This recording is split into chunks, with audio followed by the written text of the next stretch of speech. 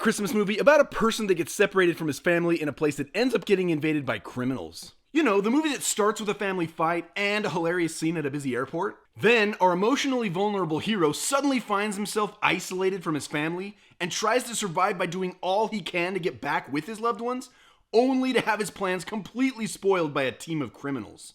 Do you remember the part he calls the cops for help, but they're way too busy munching on delicious treats, and they just think the call's a prank anyway? They do eventually send a patrol car to investigate, but the officer just reports back that nothing seems to be out of the ordinary. But there obviously is a big problem, and our main character quickly realizes that he is literally the only person who can actually stop the crooks. And throughout the movie, as he tries to work out a plan of his own, he continuously talks to himself. This is my house. I have to defend it. Come out to the coast, we'll get together, have a few laughs.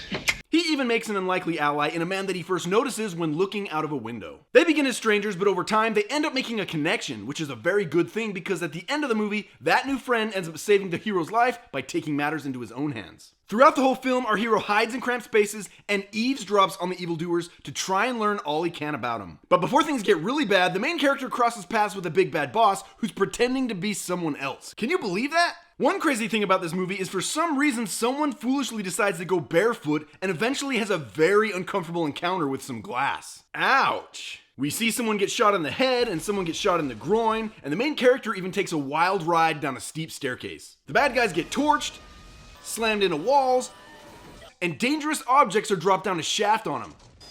And eventually the big baddie takes a pretty gnarly fall. And at one point our hero even makes a dangerous getaway by swinging and crashing through the side of a building. But in the end, he's reunited with his family after recognizing his faults and appreciating his loved ones a whole lot more. But if you ask me, probably one of the most memorable things about this movie is the main character's iconic catchphrase. Keep the change, you filthy animal. Yippee-ki-yay, motherfucker. It's a pretty great movie. Until the same thing happens in a sequel 2 years later, only this time on the East Coast. And once again, our lead is separated from his family at an airport, but this time there's a whole lot more running around, so at least he's getting a little more exercise this time. It's a pretty solid follow-up, but it's still not the end.